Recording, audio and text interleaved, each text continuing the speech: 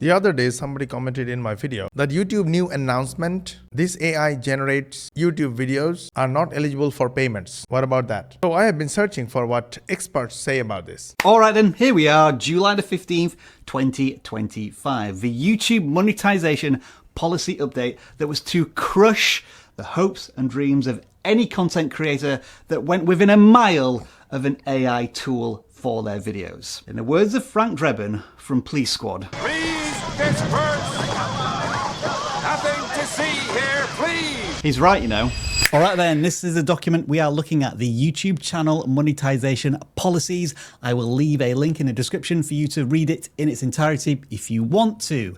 Here is a change at the very top. We're making a minor update to our repetitious content policy to better clarify that this includes content that is repetitive or mass-produced. So again, it's repetitive and mass-produced, which also means boring. We are also renaming this policy from repetitive content to inauthentic content. This type of content has always been ineligible for monetization under our existing policies, where creators are rewarded for original and authentic content. There is no change to our reuse content policy, which reviews content like commentary, clips, compilations, and reaction videos. Oh, alhamdulillah. So we are still going to make money with reaction videos. This is so good. And to give you a scope of how big this update is, if we scroll down the document a little bit, we will find a section now labeled inauthentic contents. We go down a little bit further. Does it mean AI content? That's it. We're on to reuse content very quickly. The entire section that's been updated is that there, as you can see. Not much really, is it? And then when we look at how much has actually changed in the document itself, this is what it looked like on July the 14th with the headline repetitious content. And this is what it looks like on July the 15th. Can you tell any immediate differences? There are a subtle few changes in sentences and words.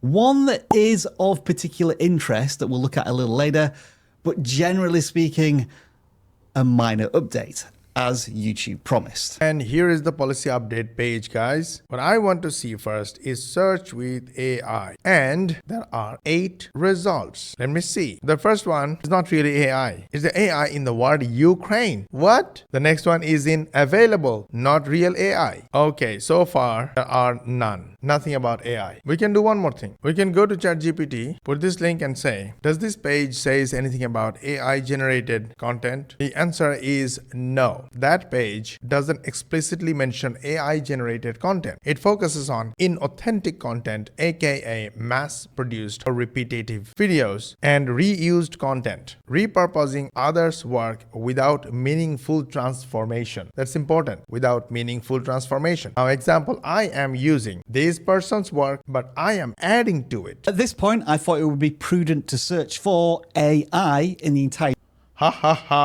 document, and I didn't find a single reference to it at all. Only words containing the letters A and I. See? Great minds think alike. Guys, I hope you understand. It's still okay to make money from YouTube, from social media, from content and videos. So I want to congratulate my 99% Done For You program members that they can continue making amazing content, get traffic, leads and sales, and keep making money like this. And if you're interested to learn how we run our AI-powered digital marketing business and how we help 9 to 5 folks like these guys earn this kind of high-ticket affiliate commissions, then go to this website, moshbari.com, or click the link in the description or in the bio, depending on where you're watching this video from, and check the free training video. From that free training video, you will learn how we run our business and how we help 9 to 5 folks like yourself. The most beautiful part of this program is that it's 99% done for you. Guys, I planned for a pretty long video packed with value, education, and real case studies, exactly the steps that we take and we teach our students to make real money. And you, my friend,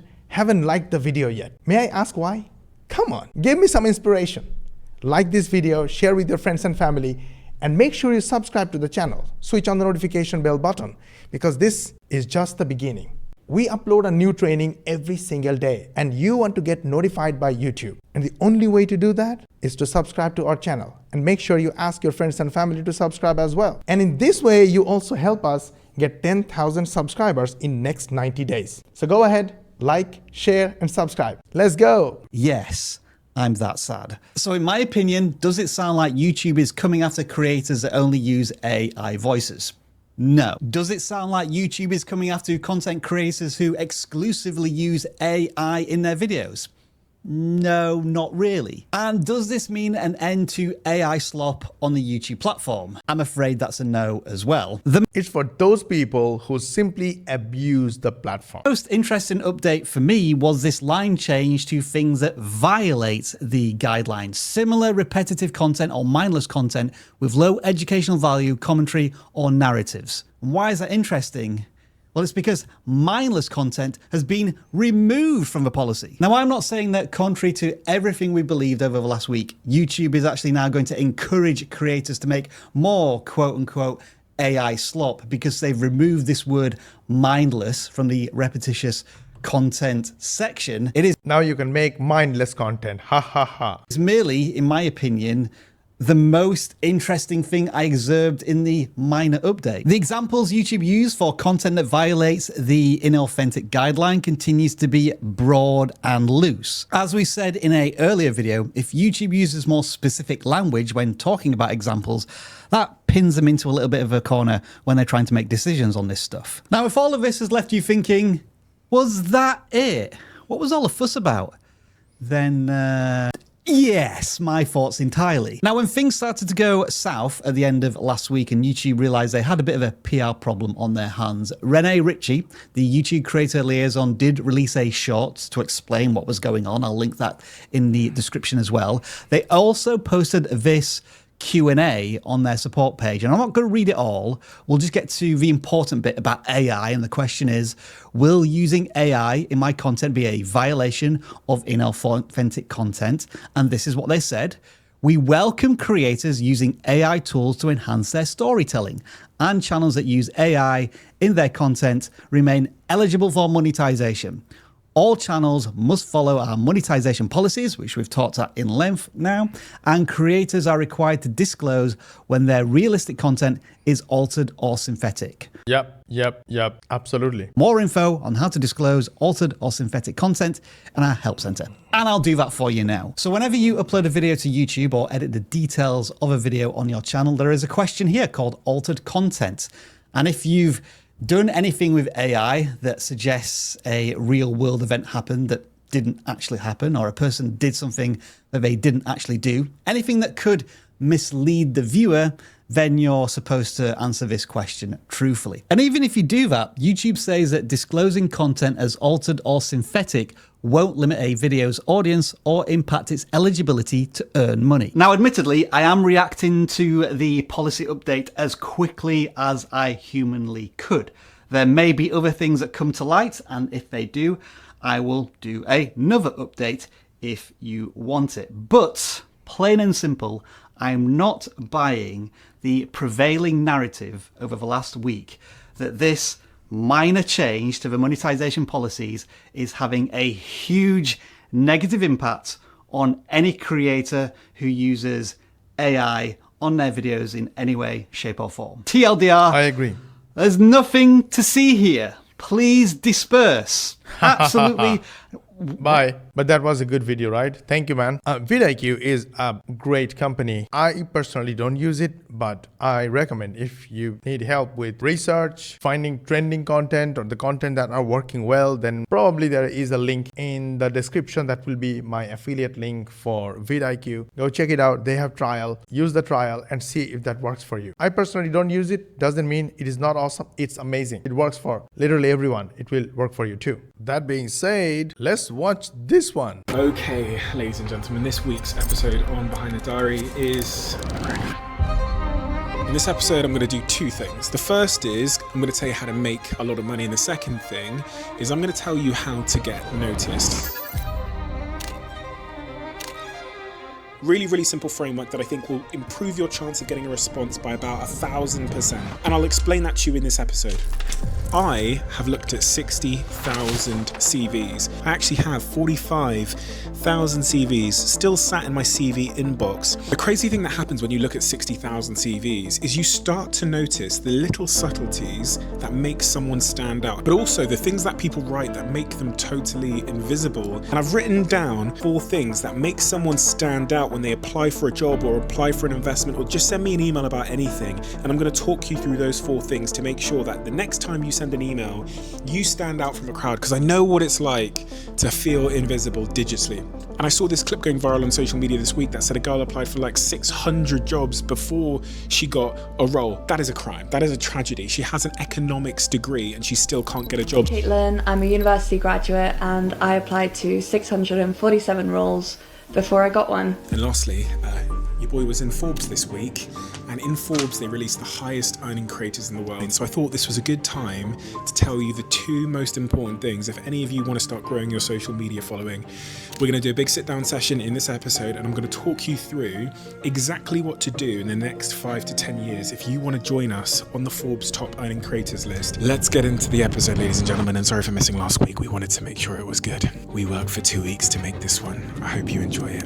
Right, this is amazing and I love him. Behind the Diary, this channel is from the Diary of CEO, and definitely I cannot show you the whole thing. That would be like a crime. So what I'm going to do is usual, my research in front of you. I will take the whole transcript, put this into my handy dandy researching. My custom GPT is not working, so I'm going to, for some reason, I don't know. So I'm going to use the prompt and let's see how it works. Looks like it's having problems, so I'm going to go to Grok. And at the same time, I will go to Habibi Claude. So this is my transcript and I will put the link to the video for reference. All right. This is going to be a 5-step process called SPICE. The first one is signal through the noise. It's a great story. It says, Jake was tired of boring office job. Every day felt the same. Coffee, emails, meetings about meetings. He decided to signal through the noise like Harry did with her video. First of all, is Harry a female name? However, there was a big problem. Everyone was also trying to signal too. His LinkedIn message got lost in a sea of boring applications. Every email looked exactly the same. Okay, you got the point. So he has some visibility issue and he has doubts. Now the number 2 is personalize the approach. You know guys, the problem with this, there is no timestamp of this video that I can refer what's written here and connect with a clip with this video. So I need to ask AI, I need to connect the parts of the story with the original video to build authenticity. So can you give me reference timestamps for each section of the SPICE story from the video and see what happens? Okay, now it looks good. I'm getting some timestamps. On one axis, we have the medium, which is the channel you're using to contact them.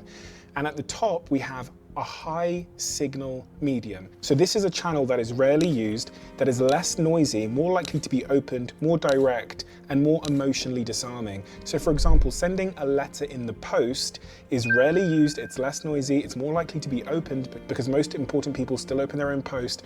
It's incredibly direct and it's less emotionally disarming. A very, very noisy medium is just sending someone an email in the recruitment inbox. Signal is good, it's something that cuts through. But the opposite of that is something that is noise. And if you use a channel to contact somebody that is high noise, that means it's saturated, it's often filtered or ignored, it's full of noise, and it's easier to dismiss. And the problem most of you face is you're focusing on high noise channels. But the other axis you have to think about is the impact of the message. And I'm going to tell you through this framework, this RICE framework, how to write a high impact message. But the opposite of a high impact message is apathy, when people just don't care, when it's non-emotionally resonant. Harry sent a 7-minute personalized video, which was emotional, it was funny, explaining exactly why she was the perfect person for the role. So she was very, very high impact, but also she didn't send it through the typical recruitment inboxes. She didn't apply for the job through the proper channels. She emailed executives at the company privately on LinkedIn and in other ways. One of them saw it because it was high impact and they sent it to me. So Harry landed up here. A high impact message that was delivered through a high signal channel. The reason why so many of your messages get ignored is because they end up in the bottom left of this quadrant. You send them through noisy channels and you're sending generic, boring CVs. If you end up here with the messages you send, you will have a hard life. All right, this is actually bigger and more impactful than I thought. I remember thinking when I first got sent the job application, I'd already seen how many people had liked Stephen's post. So I was like, well, I need to do something to stand out. And I think, well, I've worked around recruiters, I can see that they're skimming through CVs and things like that. So you need to show that you know what you're talking about and just do something a little bit different that isn't just like loads of words on a page. So I thought I'll make a video. And if you've been paying What? These days, you have to make a video to get a job, Habibi. And you guys think that, oh, I don't want to show my face. I don't want to make videos. Okay, don't make videos. Listen, Habibi, your employer, your team members, your boss, your line managers, everybody's watching videos. They don't want to waste your time. They don't want to use your work hours to make your videos, but they want you to be smart. They want you to be representing their company. Go get out there and do something big. Come on, where are you? Are you still in that zone? Oh, I don't want to show my face. This message is to my team members as well. Literally, none of them wants to show their faces. None of them want to make videos. While we make all our money from this content, getting traffic, getting leads and sales. How amazing. And this message is to my team members, guys. If you are working with me, if you see that our students make money from videos, from content, we get high paying customers, clients, and make money from affiliate marketing, digital marketing, from this content, from these videos, and you are not doing it, then what are you doing? Now the RISE framework doesn't belong to me. It's not my framework. It's Stephen's framework. don't have to guess, which is exactly where this RISE framework comes in. People have 4 basic Bro, why rice? Why not sugar? I'm joking. motivations, and we call those 4 basic motivations. RICE, R-I-C-E, stands for reward, ideology, coercion, and ego. Reward is anything that you want. Money, free vacations, pat on the back. People do lots of crazy things for rewards, And these rewards change over time. and based on person, Okay. right? The second primary motivator is ideology. Ideology is the things that you believe in. People do crazy things for the things they believe in, whether it's their religion, whether it's their country, whether it's family, whether it's what they believe is morally correct, right? So if you can speak to somebody through the lens of their ideology, you can get them to do incredible things. Agreed. C agreed. is coercion. Coercion is all the negative things. Lots of people come to me because they want halal income. They don't want haram income mixed with their halal income. And it's amazing to see what they can do to follow their beliefs, to follow their religion. And I respect that. Alhamdulillah, my income is halal. And what I teach people about digital marketing using AI, they're all halal. Guilt, shame, blackmail, anything that you do to force someone to take certain action by leaning into the negative element of motivation, which is also known as manipulation, that falls under the C, or coercion. And then E, ego, is everything that has to do with how the person views themselves. So oftentimes ego gets oversimplified into thinking that it's just people who have a big ego, right? Somebody like Donald Trump who has a big ego, or you name the famous actor who has a big ego. Ego is also people who don't have big egos. Mother Teresa had an ego. She wanted to sacrifice for other people. She wanted other people to see her sacrificing for other people. That is also ego. So with these 4 core motivations, you have a rubric, a process. Honestly, this is becoming way crazier and complex than I thought it would be. Man, my audience want to learn how to make money in a simplified way so they can just spend 1 to 2 hours per day to do some activities and make some extra income. And this is getting extra complex. Subhanallah, can we do some simplification here? Let's talk to Claude. It's getting overcomplicated. Can we get some simple ideas to make money? Okay, so here we go. This is the simplified format. Content creation, post daily on one platform for 90 days. I disagree. I have full respect for Stephen. He is far more successful than I am, but here is my take. Yes, use content, but use AI. Learn skills fast. When you do it, make content about it and use the same exact content to upload on YouTube, TikTok, Instagram, Facebook, because it's just one content, Habibi. You're not wasting time. These guys will send you viewers. Every single viewer is important as long as your content is important. All right. Steven's on Forbes list, making millions just from content. Yes, that's true, but not in only one platform. He's publishing his content everywhere.